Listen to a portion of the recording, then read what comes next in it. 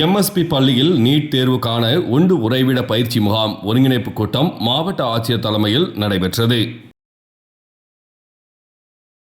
Dindigul MSP சோலை நாடார் மேல்நிலைப் பள்ளியில் நீட் தேர்வுக்கான ஒன்று உறைவிட பயிற்சி முகாம் ஒருங்கிணைப்பு கூட்டம் மாவட்ட ஆட்சித்தலைவர் சரவணன் தலைமையில் நடைபெற்றது. இந்நிகழ்ச்சியில் மாவட்ட ஆட்சித்தலைவர் பேசியதாவது, திண்டுக்கல் மாவட்டத்தை பொறுத்தவரை கிராமப்புறங்கள் நிறைந்த மாவட்டம். ஏராளமான மாணவ மாணவிகள் தங்கள் பள்ளி கல்வியை கிராமப்புற பள்ளிகளில் படித்துள்ளனர்.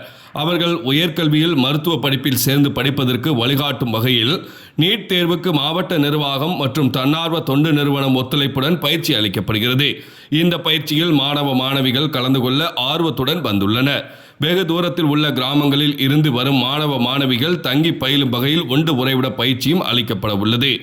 மனதளவிலும் உடலளவிலும் தயார்படுத்தி கொண்டு படித்து எதிர்காலத்தில் நல்ல வாய்ப்பை அடைய இந்த பயிற்சி வகுப்பை நல்ல முறையில் பயன்படுத்திக் கொள்ள வேண்டும் என மாவட்ட ஆட்சித்தலைவர் பேசினார். இந்நிகழ்ச்சியில் முதன்மை கல்வி அலுவலர் உஷா, குளோபல் சொல்யூஷன்ஸ் இயக்குநர்கள் விமல், லோகேஷ், ஆனந்த், ஆசிரியர்கள், மாணவ மாணவிகள், பெற்றோர்கள் மற்றும் பலர் கலந்து கொண்டனர். புதன்கிழமை மாலை 5 மணி அளவில் கிடைக்கப்பெற்ற தகவல்.